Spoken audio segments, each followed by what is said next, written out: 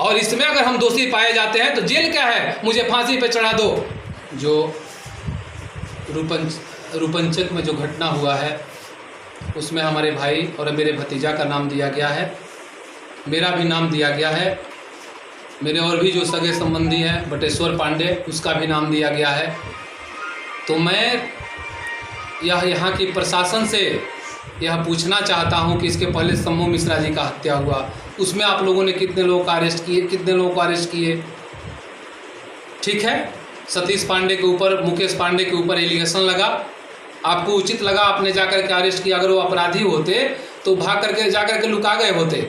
लेकिन मुकेश पांडे इंग्लैंड से पढ़ा हुआ लड़का है, वो आज तक यहाँ के बारे में वो राम रहीम तक भी नहीं जानता है, केवल जनता की सेवा में 24 घंटा लगे रहता है। और जहाँ तक मेरी भाई की बात है तो उन्होंने जब से जेल से छूटने का काम किया ना आज तक कहीं तई गए, ना किसी रिश्तेदारी में गए, उनको भी फंसा दिया गया है। लेकिन मुझे यहाँ की प्रशासन और अपने सरकार पे विश्वास है कि दूध का दूध और पानी का पानी होगा।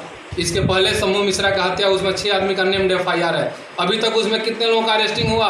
मैं तेजस्वी जी से पूछना चाहता हूँ कि आप कर रहे हैं कि DGP ब्राह्मण है, यहाँ के SP ब्राह्मण है, नीतीश कुमार जी इनको बचाना चाहते हैं, तो हमारी सरकार वो कान खोल करके सुन ले कि हमारी सरकार न किसी को बचाती है और न किसी को फंसाती है, चाहे वह पार्टी का कोई हो या पार्टी से अलग हो। अगर बचाने की बात होती तो सतीश पांडे और मुकेश पांडे जेल नहीं गए होते, हमारी सरकार बचा लेती। लेकिन हमारे नेता का सिर्फ यही कहना है कि ना हम किसी को बचाते हैं और न किसी को फंसाते हैं। मुझे अपने नेता पे विश्वास है और यहाँ के कानून पे विश्वास है, भगवान पे विश्वास है कि जो होगा वह दूध का दूध और पानी का पानी बहुत जल्दी सामने आ जाएगा।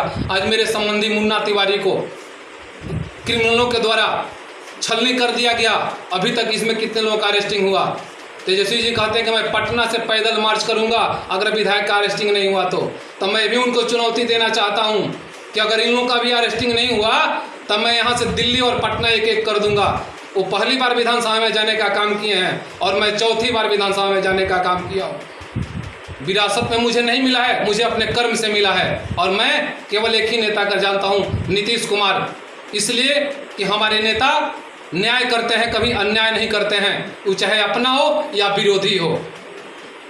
मैं बहुत दुखी हूँ लेकिन मुझे भगवान पे विश्वास है। प्रशासन के द्वारा यह भी बताया गया कि 2 दिन के अंदर मैं गिरफ्तार करूँगा। अगर गिरफ्तार नहीं होते हैं जो भी अपराधी, आज मुन्ना तिवारी हमारे फुफेरे भाई को जिन्होंने हत्या किया है, अगर गिरफ्तार नहीं होते मैं भी रोड पर चलने के लिए तैयार हूँ। अगर वो पटना से पैदल आएंगे तो मैं भी यहाँ से पटना चलने के लिए तैयार हूँ। और पहले अपने यहाँ देखें ना, वो उनके पिताजी किस केस में फंसे हुए हैं, वो अपने किस केस में फंसे हुए हैं। हम लोग के पास क्या है भाई? हम लोग तो जनता के सेवक हैं, 24 घंटा हम लोग जनता के सेवा में लगे रहते हैं। वो दिखा लें, अपनी भी औकात दिखा लें, जो उनके साथ कितने लोग बैठे हुए हैं और मेरे साथ कितने लोग हैं। अगर हमें वो पटना से 2005 के पहले क्या होता था लोगों को पता नहीं है। बिहार में दिन दहाड़े नरसंहार होता था, एक दिन में इसी गोपालगंज से और 500 200 लाशें निकलती थी। उस समय कहाँ थे तेजस्वी जी? उनके पिताजी कहाँ थे? वहाँ पटना में बैठ करके कहीं शहाबुद्दीन को टाइट करते थे तो कहीं किसी और को टाइट करते थे। साधु जादव के इशारे पर पूरा बिहार चलता था। उस समय कहाँ थे? सुरेश चौधरी का हत्या कर दी गई। बहुत ऐसे लोग हैं, रोज यहाँ नरसंहार होता था। हमारी सरकार में नरसंहार नहीं होता है, हमारी सरकार में हत्याएं नहीं होती है। अगर जो करता है उसे हमारी सरकार बकसती भी नहीं है। और इसमें अगर हम दोषी पाए जाते हैं तो जेल क्या है, मुझे फांसी पे चढ़ा दो। मुझे भगवान पे विश्वास है, मैं केवल भगवान को जानता हूं और अपने नेता को जानता हूं।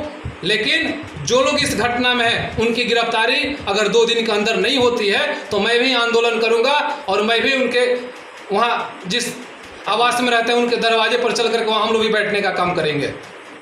बहुत बहुत धन्यवाद। जय हिंद। आज का हमारा ये वीडियो आपको पसंद आया हो तो इसे लाइक, सब्सक्राइब एवं बेल आइकन दबाना ना भूलें।